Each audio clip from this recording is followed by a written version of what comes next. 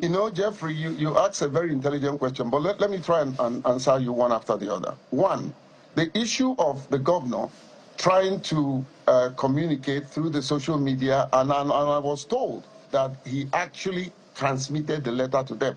Now, we need to understand the role of SSG. The SSG is the secretary to the government.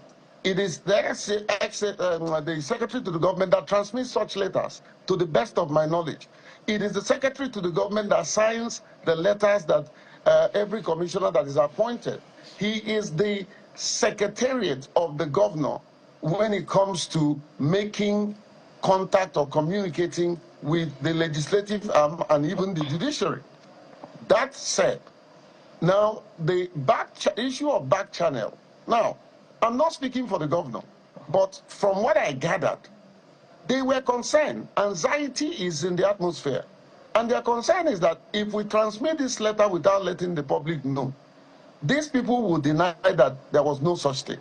They, in turn, have done it in the past, where there is transmission of information through the social media, where there is miscommunication and, misinformation.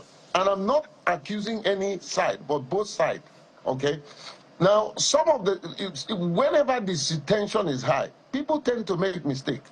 Has Fubara made mistake? Yes, it's obvious. Has the pro-Wike's group made mistake? Yes, it's obvious. But Jeffrey, my concern is not about these two people as I'm concerned about the people of Rivers State. I've gone round. The people are depressed. Some people are drinking their life away just to forget some of this issue, So the back and forth of communication and all that shouldn't take the place of the opportunity for peace. Like I said, the Right Honorable Speaker, Amewule, should have attended that meeting. Even if he doesn't want to attend, send a proxy and hear him out. And after hearing him out, walk out if you have to walk out. Why is it that he didn't do what Fubara had done?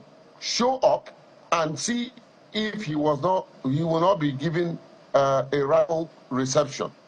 Now he would have been balancing the act. You were invited for a meeting, you didn't show up. They told you, oh well, I'm bringing the issue to your house. You lock him out. I really don't understand. This is a sitting governor of a state. The disrespectful is so much. As much as sometimes too, Fubara has also shown, the balancing act. But my problem is not the politicians as much as my problem is the people. The people will suffer this the most. Now, let me ask one question. Amewule, Wike, Fubara, don't you guys think that you have cousins, brothers, grandfathers who are in River State?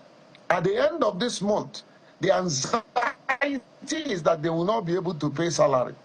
What are we going to say to that? Access to social services will be denied. What are we going to say to that? The insecurity will grow. What are we going to say to that? I say all of that to say to my good people of River State who is listening to me, do not allow anyone to take advantage of this situation and cause you to take an action that would put democracy, the lives of the people in jeopardy. It was unfortunate, even what I heard yesterday, how the description of Ijaw people is looked at as people who are in the minority. Well, consult the Bible. God uses the minority sometimes to rule the majority. Is there in the Bible. The children of Issachar, they were only 200, but they were the command. Their brethren were at their command. Right. So God has a way of using the minority to lead the majority in a rightful way. Well, Mr. Pele. So it doesn't matter. And ethnicity shouldn't even. Yeah. Go ahead. I can sense the frustration, sometimes just tiredness, really, of having to talk about this since late 2023. For those who may have forgotten, this started late 2023, and we're still at it. And every time we seem to be getting to a resolution, the president intervenes, and we're like, oh, the president intervened, we're going to have peace. Things get worse. Or judgment is given, and you're saying, well, at least they should respect the court, then it gets worse.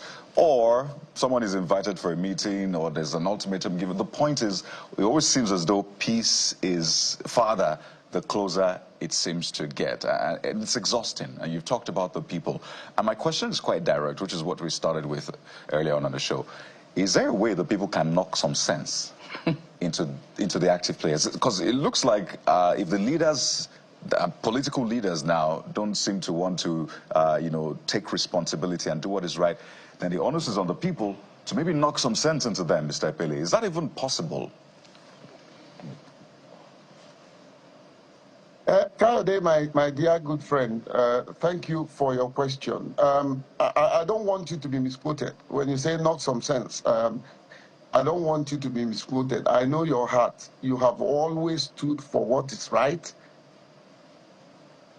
And thank you for the last time I asked the wrong question. I like the way you stood up and defended her. So that said, the Rivers people are peaceful people, no matter the provocation. Yes, we can toe the line of trying to get them to hear us, But I know metaphorically, when you say knock some sense, you're not saying we should take the arms. No. However, yes, that's why people like me are here. I would have been in Abuja, where I live, and just relax. You understand? I would have not left Geneva to come here. So the direct answer to your question, there are people walking behind the scene. And I'm one of those, and I want to continue to be one of those, to see how we can bring the two warring factions together so that they can hear and feel the pulse of the people and follow their heartbeat and truly act as people who are patriotic. I know that my line is probably having some challenges, but they can hear me, So no matter what they do, they cannot silence voices like mine. I have nothing to gain. Let everybody look at whether I'm not getting anything from anything. I don't need to get anything. I am for the people, and we will continue to engage. People like me, I have made offer. I went to Fubara and I told him, please remember that you're the leader of the people. And I'm proud that I gave my brother a hug and pat him on the back and said, continue to do what is right. History will be very kind to you.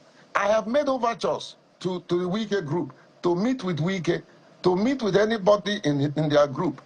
And of course, when I send text message, they're no longer responding.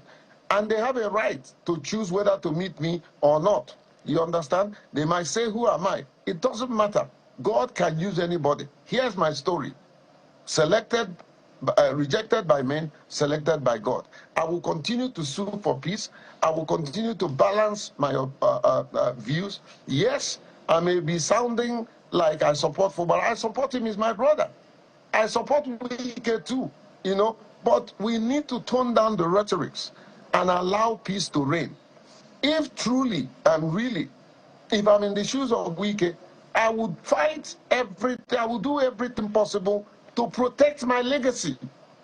There are some reasonable legacy that he left behind. And this trend is on the path of destroying everything. And as a leader, please, Nyesom Wike, my brother, let's sit down and discuss what the issues are. Let's go to the negotiation table so that you can put your issues across, and all that. And let's not act like we are God. You can't be on national television giving your own conditions, and it's your way or the highway. Fubara, you can also not be on national television giving your own condition, your way or the highway. The two parties need to meet together. I think we will solve this problem, Kayode, if we can have one opportunity for these two individuals to meet in a room, look themselves in the eye and say, this is what you did to me. Cry, hug each other. It's not all these issues and people that are fueling and the amber of this discord. We need to allow these two people to meet together, to meet in one room and decide their fate so that this state can breathe. Mr. Epelle, you have pretty much, sort of segued into my next line of thought in many different ways when you talk about something's actually happening behind the scene that we do not know. Because I was going to ask if, you know, with the efforts made by the governor, writing to the assembly saying that he also made calls, and this response, you know, that we see that he has gotten from the State Assembly, are they acting alone? Are the State Assembly members led by Honorable Martin Amewuli acting alone? And if, you know, Minister Nyesom Wike is saying if the governor is impeached, nothing will happen, is the other party going for the jugular? Are we going to be seeing in the coming days, you know, even after the budget presentation, attempts to impeach the governor, which is, you know, sort of where we started off from about 2023? You know, I do respect your journalistic prowess and your ability to, you know, sometimes telepathically pick the mind of your interviewer. Now, here's the truth. Number one, Wike doesn't have the constitutional power to impeach a governor. He can call for the impeachment. He's not a member of the National Assembly or State Assembly. So he doesn't have the constitutional power to do that. He has the right, in his personal opinion, to call for his impeachment. But the people that will execute the impeachment are the members of the State Assembly. That is number one. Number two, is there anybody beating the drum for the masquerade that is dancing? Of course there is. Let me quote what I heard in the video and some of the things making rounds in Port Harcourt. I was told, and I don't have any concrete evidence, but let me say this. I was told that at the point that the governor was coming to the gate, that they received a call from Abuja. Whoever made that call, I don't know, that they shouldn't see the governor. So it's a case of somebody beating the drum somewhere, and the State Assembly people are dancing the beatings of the drum or acting the script that they are giving. Now, that's unfair. That is very, very unfair. You know, so that has been the issue. If I remember the second question, you know, and if you don't mind, please, can you just repeat the second question? Because I was bent on getting the first question. If Governor, if Minister Nyesom Wike says if Governor Fubara is impeached, nothing will happen, that there will be no consequence, is it inevitable that we're going to be seeing the State Assembly make impeachment moves in the coming days? Well, there's a possibility.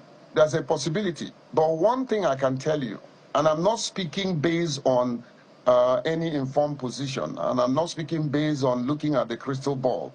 I'm speaking on what I know happens when the people is behind a leader. Let them go and try impeachment. They will not succeed. Nobody will impeach Fubara. And I say that openly on a national television, because he hasn't committed any impeachable offense. Nobody will impeach him. The people are solidly behind him. Will anything happen if he's impeached? No, the Rivers people are not troublesome the way we are painted. No, we are not, you know. But we will stand behind him and stand behind democracy, not about Fubara. Right. The truth is that if we don't stem the tide of this chaos, it can happen to any other person. It doesn't matter where that person is coming from. So this threat of impeachment making rounds should stop.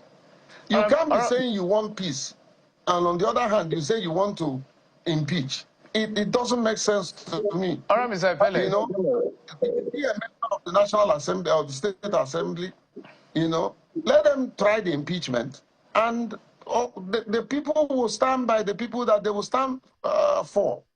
Period.